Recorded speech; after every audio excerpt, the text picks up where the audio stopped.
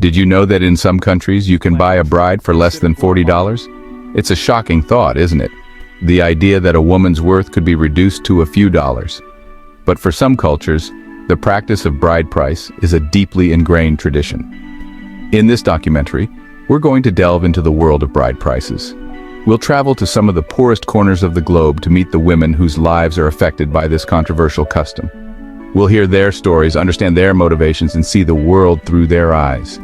Stay tuned as we uncover the shocking truth about bride prices around the world. Now, before we get into the nitty-gritty, let's unpack this whole bride price business. In its essence, a bride price is a payment made by the groom's family to the bride's family before marriage. It's a tradition found in many cultures around the world, often with roots in ancient customs and beliefs. Of course, the actual practice varies wildly. In some places, it's a symbolic gesture, maybe a dowry of livestock or handcrafted goods. But in others, particularly in parts of the world grappling with poverty, the bride price becomes a much more transactional affair. Imagine families struggling to put food on the table, where daughters are seen as an economic asset. In these situations, marrying off a daughter, even if she's very young, can seem like the only viable option. To truly grasp the complexities of the bride price system, we need to understand the social and cultural context in which it exists. In many of the countries where bride price is prevalent, women face deeply ingrained societal norms that limit their opportunities and freedoms. From a young age, girls are often steered towards domestic roles. They're taught that their primary purpose is to become wives and mothers, responsible for taking care of the home and raising children. Education is often seen as less of a priority for girls, and many are pulled out of school early to help with household chores or to contribute to the family income. This lack of education and opportunity perpetuates a cycle of poverty and dependence. Without the means to support themselves, women become financially reliant on men, further solidifying the power imbalance between genders. In such a system, marriage, even if it's arranged or entered into at a young age, can seem like the only path to security. This brings us to the heart of the matter. The transaction itself, the act of a family, often driven by desperation, essentially selling their daughter into marriage. It's a difficult pill to swallow, a concept that challenges our Western sensibilities. Imagine being a young girl, barely a teenager, told that your future has been decided, that you're to marry a man you may have never met, all for a sum of money that will be used to support your family. It's a reality for countless girls in the countries we'll be exploring.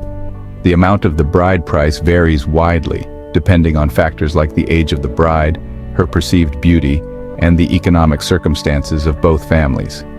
In some cases, it might be a relatively small sum, a few $100s. In others, it can reach into the thousands. But regardless of the amount, the underlying principle remains the same. A woman's value is reduced to a monetary figure, her future dictated by the exchange of cash. It's easy to judge from the outside, but to truly understand, we need to step into their shoes, to comprehend the impossible choices born out of poverty and desperation. The bride price system perpetuates a cycle of poverty and lack of opportunity for women. Girls' education and dreams often take a back seat. Imagine a world where pursuing your passion is not an option. This is the reality for countless girls. Without education or job prospects, options are limited. They become dependent on their husbands, often trapped in loveless or abusive marriages. But there are glimmers of hope, with organizations empowering women through education and job training. Now I know what you might be thinking. This all sounds incredibly bleak. Is there any hope for these women? And it's a fair question. The challenges they face are immense and deeply rooted. But amidst the hardship, a new phenomenon has emerged, one that adds another layer of complexity to this already intricate issue. The rise of the internet and global connectivity has opened up a window to the outside world for many of these women. They see images of women in other countries living independent lives, pursuing careers, and having a say in their own destinies. And for some, this glimpse into a different way of life sparks a flicker of hope. This brings us to the role of foreign men in this narrative. In recent years, there's been a growing trend of men from wealthier nations traveling to countries where bride price is practiced, seeking wives. For some of these men, it's about finding a traditional wife, someone who will adhere to traditional gender roles. For others, it's about exploiting a system where they can essentially buy a wife for a fraction of the cost of marriage in their home countries. Our journey into the world of bride prices takes us to country name, where ancient traditions meet modern struggles. Here, the practice of bride price is deeply ingrained in the cultural fabric. We meet Name, a weathered farmer with calloused hands and a weary smile. He tells us about his family and his struggles to provide for them. Marrying off his eldest daughter is the only way he can keep a roof over their heads. Our next stop takes us to country name, a nation known for its iconic features or cultural elements of the country. Here, amidst the bustling markets and vibrant street life, the practice of bride price takes on a different hue. We meet Name, a young woman who escaped an arranged marriage orchestrated by her family. She tells us her harrowing story of being promised to a much older man when she was just a teenager. The bride price a paltry sum that barely covered her family's debts. She managed to escape with the help of a local women's shelter, a beacon of hope in a society where women often have little recourse against patriarchal traditions. She now works tirelessly to empower other young girls, educating them about their rights and providing them with vocational skills to gain financial independence. We also meet Name, a village elder who staunchly defends the practice of bride price. He argues that it's not about commodifying women, but about honoring tradition and ensuring the stability of families. Our journey continues in country name, a landlocked nation where the echoes of ancient customs resonate through the centuries. Here, in the shadow of iconic landmarks or geographical features of the country, the practice of bride price is deeply intertwined with the fabric of rural life. We meet Name, a young woman whose family is struggling to make ends meet after a series of droughts decimated their crops. She tells us about her hopes of finding a foreign husband through an online marriage agency. She shows us messages from potential suitors, men from distant lands who promise her a better life, a life of comfort and opportunity. She understands the risks involved, the potential for exploitation and heartbreak, but she's willing to take the chance for a shot at a brighter future. We also meet Name, a local activist who campaigns tirelessly against what he calls the bride trade. He argues that these online marriage agencies are nothing more than thinly veiled fronts for human trafficking, exploiting vulnerable women for profit. Our exploration of the bride price phenomenon takes us to country name, an island nation where turquoise waters lap against pristine shores. But beneath the idyllic facade lies a society grappling with poverty, unemployment, and the legacy of colonialism. Here, in the shadow of swaying palm trees and the rhythmic beat of reggae music, the practice of bride price persists, often driven by economic necessity rather than cultural preservation. We meet Name, a fisherman whose livelihood has been decimated by overfishing and climate change. He tells us about the impossible choices he faces, unable to provide for his family on his meager earnings. He sees marrying off his daughter, Name, as the only way to secure their financial future. He believes that finding her a foreign husband, someone with means and stability, is the greatest act of love he can offer. We also meet Name, a young woman who defied tradition and chose to pursue her education instead of marriage. Our final destination takes us to the heart of country name, a nation of breathtaking landscapes and ancient traditions. Here, in the shadow of iconic landmarks or geographical features of the country, the practice of bride price is deeply ingrained in the cultural fabric. We meet Name, a village elder who explains the significance of the bride price in their culture. He emphasizes that it's not about buying or selling women, but about honoring the bond between families and ensuring the stability of the community. He tells us stories of couples who have found love and happiness through arranged marriages, their unions a testament to the enduring power of tradition. But we also hear whispers of discontent, of young people questioning the relevance of ancient customs in a rapidly changing world. We meet Name, a young man who dreams of marrying for love, of finding a partner who shares his aspirations and challenges his perspectives. He believes that true love cannot be bought or arranged, that it must blossom organically from shared values and mutual respect. The journey we've undertaken, exploring the intricacies of bride price around the world, has been both eye-opening and thought-provoking. We've witnessed firsthand the challenges faced by women in societies where tradition often dictates their destiny. We've heard stories of resilience, of women challenging the status quo and carving out their own paths, but we've also encountered the harsh realities of poverty, limited opportunities, and the commodification of women. The practice of bride price is a complex issue, one that defies easy answers or judgments. It's a tradition deeply intertwined with culture, economics, and societal norms.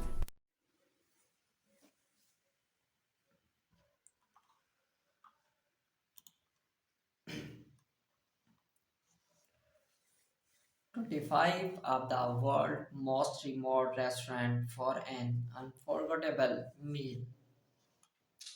Let's see. Number one, Kirkstone Pass in Ambleside, Cumbria, England, UK. The second one is Beano's Cabin, Avon, Colorado, USA. The third one is Seven Glacier, Anchorage, Alaska, USA. The next one is The Rock, Angoja, Iceland, Tanzania. And the next one is Hell's Backbone, Grill and Farm, Border, Utah, USA. The next one is Salmon Glaciers, Anchorage, Alaska, USA. The next one is Arctic Bath, Harrods, Sweden. Wow, this is the most beautiful restaurant.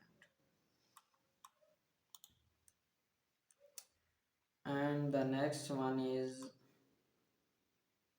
KOKS, Cox, Kirkjuber, Strio, Strino. What is this? Strimoy, Faroe Island. And the next one is Refuge du Blandi,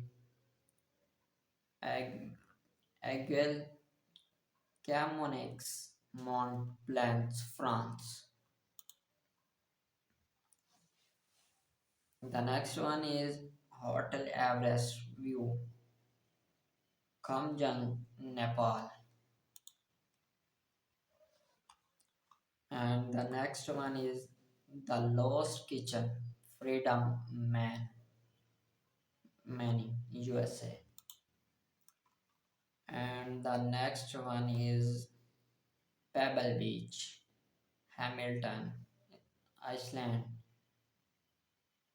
Queensland, Australia. And the next one is Fogo Island in Joe Bart's Arm, Newfoundland, Canada. And the next one is Tan Hill Inn, Richmond, North Yorkshire, England, UK. And the next one is Underbelly, London's, Norway. The next one is Fog Island in Jobart's Arm, Newfoundland, Canada. And the next one is Tree Hotel, Harrods, Sweden. Wow, so beautiful. And the next one is Grotto Rodai, Jornico, Switzerland. The next one is Fornax Restaurant and Comptoir, Fornax, New Zealand. And the next one is Mil Nore, Peru. The next one, Tripod Dining, Soneva. The next, Little Ali and Rachel, Nevada, USA. The next one is The Old Forge, in very Noidart, Scotland. The next Irish pub. The next Miyamasu, Kyoto, Japan. The next the Eagle Nest, Bavaria, Germany. And the next Burgestos, SS, Switzerland. Okay, bye.